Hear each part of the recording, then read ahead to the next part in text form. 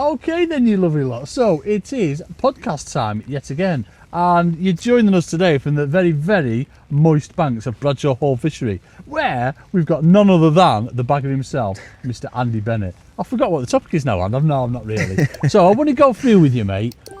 Lessons learnt from last year. What you're going to take into your fishing for this year? At the moment, obviously this winter up to now recently, been doing a lot of silverfish fishing. Yeah. And I think last year I sort of stumbled across it, especially at venues like this, especially this lake in particular, starting new lines for skimmers. Like in the past, you've always fished a line, you catch a few fish, it gets worse, and you just exhaust that line. And just starting fresh lines, like catch what you can off your first initial big hit. Yeah. Exactly what we've been doing today, really, and then start a new line, and just, you know, the fish can be there again, just waiting in just another little area. It's been eye-opening today, folks. So members only, then you've got a right treat. You know, what he's just said is like, put it into practice superbly today. It just couldn't have gone better. Could have asked for better conditions, to be fair, you know what I mean? It could have, you know, could have been a bit drier, but everything that you've done, it's just like... It just seems to happen at a lot of venues. Like, I'd never been to the Riddings fishery before. I went, you know, a few weeks back, and that was the same. It's like, good initial hit of fish, then new swims, not feeding much bait as well, like feeding next to nothing. Yeah. You know, gone are the days of, like, putting in 6 balls of ground bait on a venue like this. It's just, you know, you're feeding next to nothing, and it's what you feed that's important. And I think that was probably my biggest lesson last year that I stumbled on towards the back end of the year, and you know, I'm finding it's working more and more venues I go to now. What do you mean? Oh, go on, Rich. I was going to say, what was interesting as well, when you talk about starting a new line, a lot of people sort of try and get as far away as physically possible from where they're fishing, end up fishing at like 10 and 2. You're not moving far, are you? It's like a metre or two at most. And metre or two. I think it's a lot must be to do with the bait on the bottom. I'd love to see underwater, see what's happening. I think, like, you know, you can imagine there's a dinner table, and it's like the F1s come and boss that table, so like the skimmers back off, say for example, like that's what we've been doing today. And it's like, well, they're no longer allowed at that table. Okay, I'll just go to the next table along. It might only be a metre away, but all of a sudden, like, the skimmers are sat down at that table, and that's what's going through my head is like, nah, you're not allowed at this table anymore. You've got to go and sit on that table, you. It's like they get demoted to a next spot, and it might only be literally, it can either be that, it's just that they bully the area and they take over, and you just move far enough away to start again, or it's something to do with the amount of bait on the bottom. But then when you think what for fed, it can't be to do with the bait. It's got to be to do with, there's so many different species in this lake. You know, when the roach are in your peg, the skimmers generally haven't pushed them out yet, and then the skimmers arrive and the roach have got to go and sit on that table, and then the F1s turn up and it's like, nah, you're going on that table, and then the carp turn up and it's like, right, no, you're on that. You know what I mean? It's like the food chain, isn't it? It's like the biggest fish, the carp, are the boss, and then it's the F1s, then the skimmers, then the roach, and then your weird fish just come and go as they do, like perch and stuff like that. But that was my biggest thing I've noticed the last 2 seasons, really. Right. And it's proper patient. You're patient with it as well, aren't you? It's noticeable today. Like quite a few times I've said, right, I'd have definitely put some more bait in by now. They've definitely moved by now, but patient, sitting with it, and you're rewarded with another few skimmers, aren't you? That kind of thing. So, and picking the right baits, you know, that's a big thing. Is I've been to a few different venues this winter that I've never been to before, and fishing the right baits for the right fish, knowing what stamp you're fishing for, you know, pellets, worms, maggots, you know, ground bait and maggot, ground bait and worm. Do I fish pellets? Again, I'm off to Allcroft at the weekend, and I'm thinking to myself, do I want to be fishing pellets? Do I want to be fishing ground bait and worm? Do I need to put some joker in with some dead maggots? And it's like, I've got to make that decision, like, based upon temperature, and it's not something I've done this year, but, you know, keeping the eye on the temperature is a big thing. I think, like, when the water, not so much the air temperature, but the water temperature is really important, because I was on Lake 3 not too long ago, next lake down from this one, and I had 3 pound of little fish and never caught a bonus fish. The water must have been like 1.5 degrees or something. Yeah. And I took no notice of it whatsoever. It's like, right, I'm going to go and fish for skimmers and I'll do this. And this weekend, £22 come off that peg and it won the lake. And I'm like, it's such a good peg. It's the best peg on the lake. But on that particular day, the way I fished it, or whether the fish weren't there or whatever, it were like I couldn't get a bite off a bonus fish. And you normally always catch on that peg because of that reason. It's full of bonus fish. Weekend, everybody started catching big perch again. So it must be like, right, the water's above 4 degrees again now, 5 degrees. You've got a chance of catching fish that you won't think are in the lake. Yeah. So maybe I need to start taking a bit more of a log of my matches. I know Will Raisin does it a lot, and he keeps his little black book, and you know, it's something now I'm thinking to myself, maybe I need to start doing that. Do you know what I mean? Because then you can reference back to it. What I've took water temperature in the past, and I've never really seen a pattern, but I only did it for 1 season, and then I've stopped. But if I could match that up to like 3 or 4 seasons records, I think that's something that going forward, it's a lesson that I might take into my fishing. Oh, right, okay. That's interesting. Well, they've got to be that tuned into temperature, haven't they? Because carp, is it 17 or 18 degrees? It's got for spawning. But it's like dead. It's like 17.8 or something. I'm sure it's like dead specific that triggers them. So there's going to be other points that, be it feeding or whatever, that it affects how they behave, or not feeding. Yeah, definitely. I don't think it's that scientific where it's like the water's 12 degrees, worms works, because you've seen today you can catch F1s on worms when the water's cold. I think that's a little bit down to the venues, and it's but it gives you a starting point. Do you know what I mean? It gives you the confidence to go, do you know what? The water's 6 degrees. I fancy fishing pellets for skimmers or whatever. Or the water's 3.5 degrees. Bit too cold to maybe fish pellets for skimmers in the winter, for example. I've always thought worms, you know, when you're fishing worms in the spring for F1s, it seems to come into its own best when the water's like 10 or 12 degrees. So once it gets above that, you're thinking, well, I've got every possibility of catching on worms now. Whereas if it's still lingering around 7, 8, 9, you're thinking, you know, it feels mild today, even though the rain's a bit horrible, but it's still not wormy. Feels more pellety and maggoty, do you know what I mean? And it's like, maybe I'm not paying enough attention to things like that. You know, going forward, maybe this season I might look into that a little bit more and make myself a little book and try and keep track of stuff like that. Go on the book. Will you bring them out as copies and I can read them? Cheers, John. That's the thing though, isn't it? If you're taking the temperature, if you just stuck a thermometer in the edge there, if you're fishing a venue that's sort of 12 foot deep, the temperature that's out there at 13 metres on the... Because I think it was Speedy that was on about it, all the thermoclines and stuff like that, where you'll swim out, you can dive down, and suddenly you hit like a warm layer, or it suddenly drops 10 degrees when you... Thermoclines. Thermoclines, go on. Big word that, Rich. So yeah, let's go to Meadowlands then. So obviously you had so much success there last year. Was it, just before Christmas when you won that 2-dayer again? Yeah. And obviously we've got that fight. You'll get on it, mate. I'm convinced you're going to qualify. Of course you're going to qualify for it. Please don't. But that, please don't, Maggie, please don't. But how's that going to change from the likes of here to like going to like somewhere like Meadowlands, you know, that big, deep, open water kind of thing? Again, that's a different lake, because at the minute, I know Cameron Hughes won the match there on Pellets weekend. Yeah. But again, I only go Meadowlands when the water's probably 7, 8 degrees or something. I don't go during the winter months. Yeah. I know during the winter months they fish feeder a lot, and they fish groundbait and maggots and stuff like that on the pole, worms and casters and whatnot, more natural baits. When I've been there, it's always been pellety fishing and groundbait and caster fishing short, because the temperature's probably right for it. More. Yeah, so it's like, I'd love to know what the temperature was when I went to that venue the 3 or 4 times I've been, because I have done well there, but you know, I always go in like November and February. I don't see the coldest part of the winter. Yeah. So if I went there 3 weeks ago and just fished my normal match, I'd probably catch nothing. So you've got to adapt your fishing based upon the water temperature and where the fish want to be. It's like when it gets that little bit milder, the fish will come close to the bank and they will want to be in that shallow water that probably eats up that little bit quicker, rather than the middle of the lake where it's deeper and colder maybe, and they start coming a bit more to like the shoreline or the inside shelves, if you want to call it that. Yeah.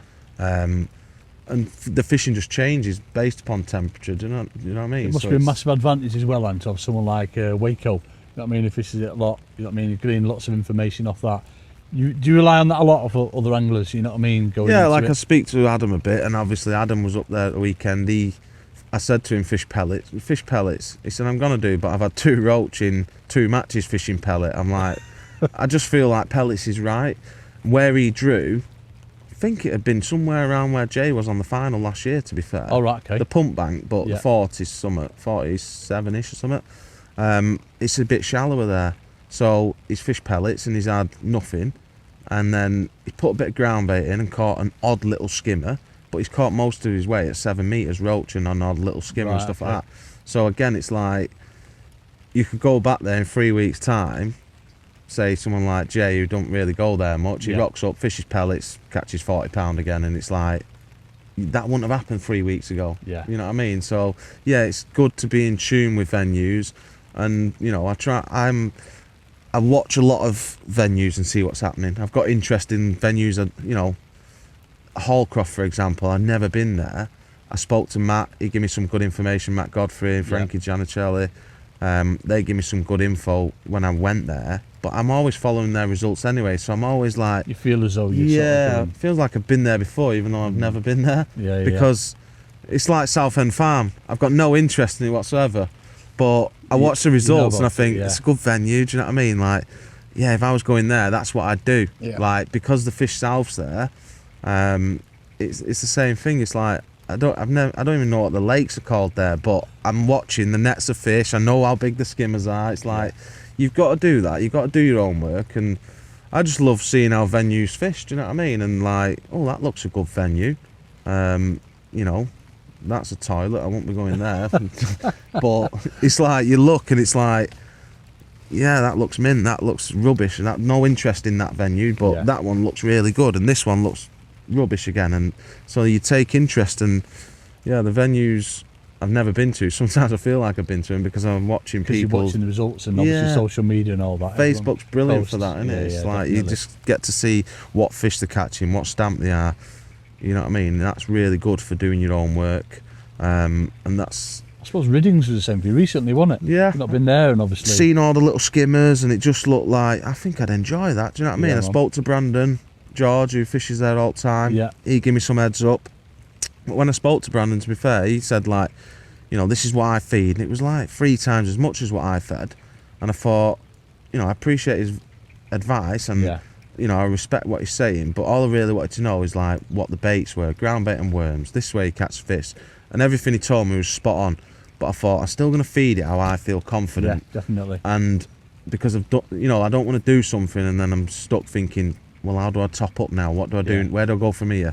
So I still did my own thing with worms and ground baits, and I basically just fished it exactly the same as here. And it worked well, do you know what I mean? I don't think I drew the best peg, but when the fish were in my peg for that second hour, I caught them really well, and I thought, I must have fed it bang on because I've caught so well.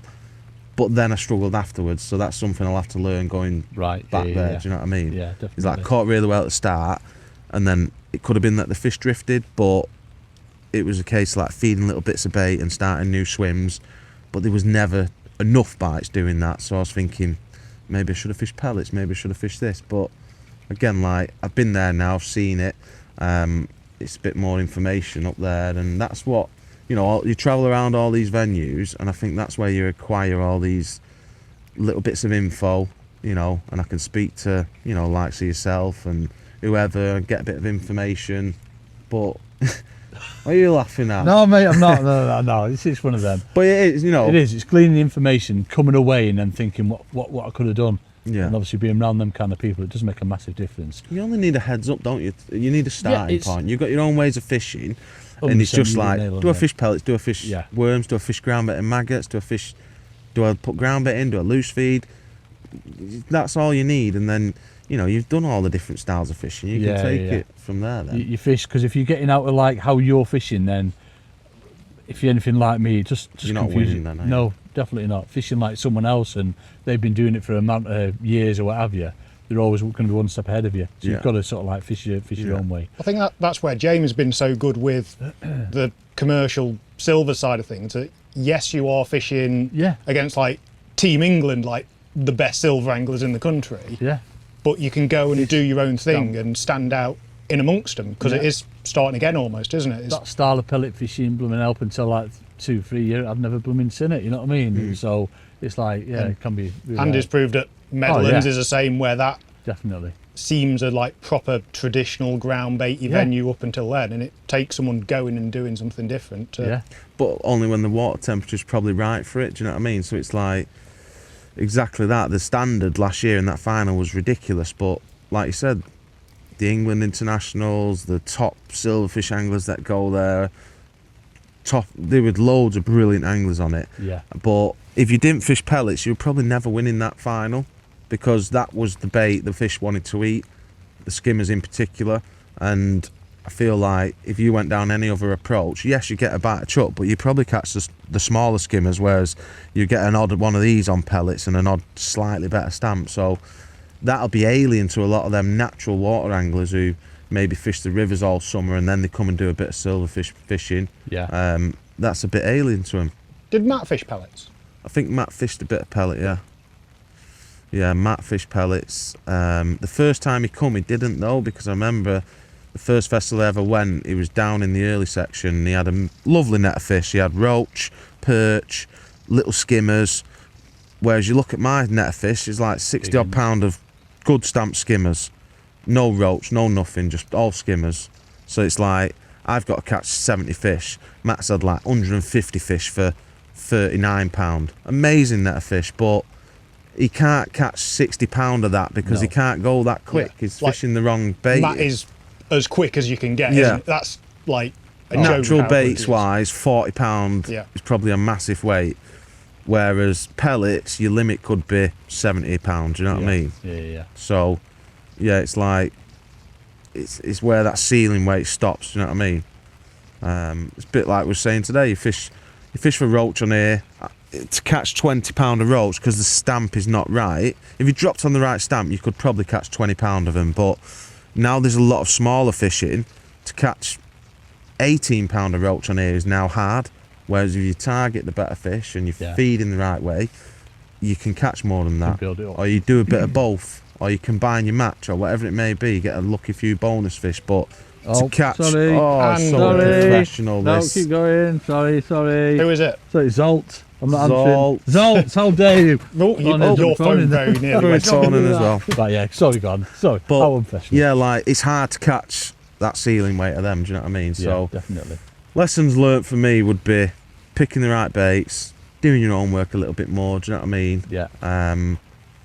And moving swims, like you don't always have to fish just one swim and pile bait in, leave it a few hours. It's opened my eyes with how little you've got to move. I know we've mentioned it slightly before, but I generally thought you had to go like meters out your peg or right past it on a little ledge. Well, you can see it. it. You can imagine every single peg's in here. Yeah. The pegging's tight. You ain't got that much room to No. move anyway. No. So it's sort of like, I'm the same. I would always think, well, I need to get away from that swim. But when you're limited, it's like, well, I'll try it. Oh, actually, it has worked. And, you know, you can, if you ain't got the space left and right, then you can just have to go past it. Yeah. Or on that bank, you can sometimes come short of it. You know, instead of when the F1s start to come in from the middle of the lake, you end up catching skimmers closer to yourself better. Because it's pushing them. Yeah, back so like the towards last 2 hours, the Right. skimmers seem to come closer. It's like the F1s are coming in, the skimmers are like, whoa, you. yo, go and sit up 5 metre line. Come on, get in here, Nice. boys. Whether it's time of day or what, I don't know. But Yeah. you catch better shorter. Do you know what I mean? Sometimes the answer is not always going longer. Yeah, definitely. Going forward then, and obviously coming into this year, there's so much to look forward to. I know you've got the Partridge Individual League, haven't you? The Silverfish League, still on about them, and this one. Yeah. How are you doing in them, mate? Is there like potential to like catch? I suppose there is potential for massive weights and still doing well in them. The Partridge League, I can't win that. Not a chance now. I think I'm lying 8th at the minute. Yeah. But the first round cost me really, where I needed a £30-40 round. Is that when we were fishing? Is that when we did that It's when little the- festival when it was like Yeah, hard they and icy and- netted the lake and it just went a bit Right. funny for 2 weeks. And as they netted it, 2 days later I drew on there. And a peg you'd normally expect £30-40 of skimmers, I ended up catching, well, I didn't weigh in. I chucked back £10, I should have kept that because I'll need that. I chucked £10, I thought, well, I ain't going to have less than £10 all year. Anyway, Rimmer filled in for me on Saturday. the king Go as he on, calls Rim Dog. himself. Yes. He's had me worst weight of the league with £11. Oh, So cheers, Rim Rim Dog. Won't be asking you to fill in again. So yeah, I'm about 8th at the minute. I missed that. Yeah. I think 130's winning it, and I've got 109, so I'm £21 behind. And you're on whole bar all the time, or could you be on pipe? I'm and on Willow next week, so I could get Right. a few people could catch £30-40. I Yeah. could catch maybe £20-30 max, but that first round's going to cost me dearly, basically. Right, okay, right. Probably not to win it overall, but definitely a frame get some price. pennies on. I could still frame potentially with a good last round, but I would need to catch £25. And what about this one on here, Bradshaw's one? This one, I won the lake on the first round over there with £17. That was Yeah. a decent start. And then I caught nothing on that lake, £3. That was when we had all Oh, the ice. the ice and all the water got flushed through and that. And then I was on Lake 2 yesterday. I had a lovely day, £34 of skimmers, but you need really to be in the open water where you fish for the hide. £70 won the lake. There was Wow. a 58. You need that 50 to £70 to probably stand a chance, but this league you do a full rotation of all the rounds and then you get another random draw at the end. So I've still got potential to draw Lake 2, and this league will probably be decided by whoever gets 2 goals on there. Really? Because, this one was £16 yesterday, that was one with 22, 12 down on the bottom. So when you combined all them 3 together, it's like they've caught £50 in 3 rounds, if you like. You could catch that in one match up there. So one match up there is worth half your league. If you get another go on it, it's like having an extra 3 matches than everybody else. So the fishing's that good up there. And I think by that time of year, you could catch it. I had £88 on the first match I fished up there this year. I think you could catch more than that towards March. When did you have that massive weight, that 130 odd pound? Was that just an open match? I see. Yeah, that was an open match. That was last year. That £119 he had. That only ever happens in November though, and then once it goes cold, they won't come on the pole. I had them on the pole that day. Pole, didn't you? Yeah, it was like summer fishing. It was unbelievable. And then I went on this year. I had an 88 on the Waggler, and then I think there could potentially be a slightly bigger weight than that at the end of the round because it'd be mild by then. And there's not. How many more rounds is the left hand? So we're up to round 3. So there'll be Okay. another 3 rounds. I've got 2 more goals on here. Yeah. I'll go on 6, and then hopefully I'll be back up there for the last round.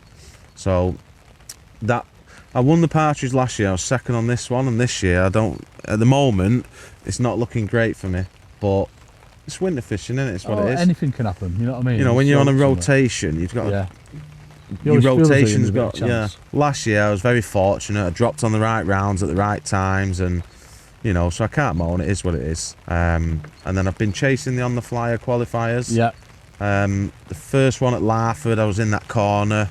Who pegged that? Don't know. Was that Jamie Howes? Did he Was that peg the worst pegging you've ever seen? I think Jamie Howes pegged it. And I was Jamie in corner. Howes. I had 200 and odd pound, but they weren't skimmers. So, and then I fished one at Allcroft. I got beat by 8 to 10 ounce. That was a bit of a gutter because that had seen me straight in. And then I was third at Riddins, but that's no good. You got to win your match, and the match was won on my lake. And then did no good at Aston. But I've still got 3 or 4 left, so that's my aim now, is to try and get in that on the Flyer TV final at Meadowlands. I've got the festival at Meadowlands coming up next month. Oh, of course, yeah. That's the one that so you yeah. won last year, wasn't it? With the first time you'd seen it, was it? So yeah, so the fishing, yeah, I've got some good fishing next few weeks, and then I'm just going to concentrate on my qualifiers and festivals. You've got loads coming up. Mad year festival-wise. So many festivals to fish this year. Yeah. And I'm just going full festival mode and going for Are it. you still going to go down to Whiteacres? I'm still doing that. I'm going to go in September because I've already paid. Yeah. But obviously they've lost Belingi now, which is a bit sad. So I'll do the Maver and the Preston this year, and then I'll see what the pegging's like. Maybe my last year this year, I'll be honest. I'll still go on the Drennan, which is on site. That's you the get a bit silver yeah. and the colder one. I fished that this year. I could have won that. I was only like, can't remember what I needed. It wasn't much. £3 to win it, and I'd have had 4 wins. But I ended up. There was a 73. I had 70 or something, and there was a 71 and a 72. Waco actually beat me for the section that day, and he won the festival. If I'd have beat him for the section, if I had one more F1, I would have, because they're massive F1s. Also, F1's counted this. It's an F1 festival. Right, it's not really silverfish. It's more. They should call it the F1 festival. It's the Drennan festival. Yeah. But awesome week. I had near £70, I think, every day. Oh wow. Big F1s, big blondes. You know what I mean? Just patient, lovely fishing. So I'll keep doing that one. It's a great festival because I do like white. Yeah. But just see what the numbers end up like there down there. It's a lot of time away. You see, it's like 5 weeks a year away. And obviously I don't take the missus with me, so it's like, and I come back and then this tunnel. There's something else on, isn't there? Yeah, it's like, it's just relentless. Like the amount of time away from home I have, I just can't do all that. Oh mate, yeah, definitely. If it's two days here, these little 2 days, they're perfect because it's like you go somewhere, you stop for 1, maybe 2 nights, and you're home again. But you know you can win a decent chunk of money while you're down there. Yeah. And it's like it's worth travelling for it.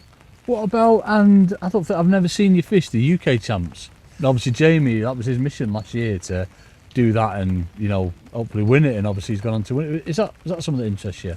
Not really, because it does interest me. I like the format and stuff, but it's the time. It's for me to, where was it last year? The one down south, Rookery. Yeah, I think it was Rookery, wasn't it? Yeah. But in the past, it's always been like Gold Valley or Willinghurst, or there's always one down south, and even Rookery, I think it's 4 hours, say.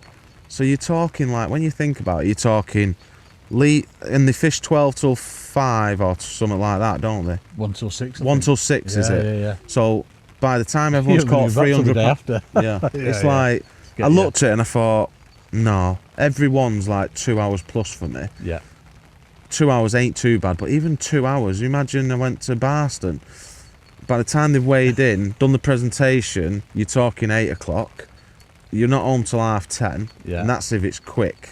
But yeah, it's just too much travelling. If I had someone to go with, maybe, but if I do that and I take a day off the day after, it's like, well, I might have a coaching day in, so then you're just costing yourself even more money. It's just like, it's a great competition, but I think there's better competitions to enter. Like time and sort of like the little mini festival, that kind of thing. Yeah, just like these on the flyer ones, and I do Lindholme, Westwood. I'm going to do a few at Weston this year. I've not been to Weston for ages. I'm going to go back there, have a go.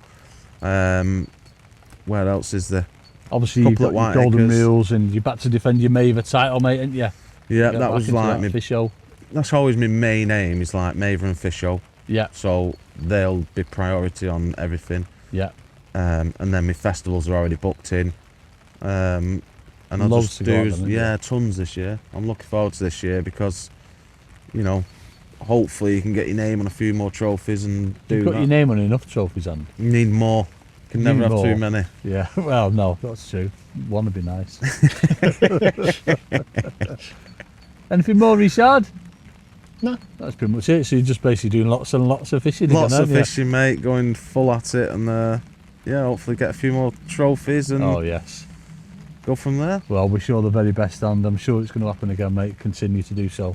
Cheers, mate. Cheers, mate. Cheers, Paul.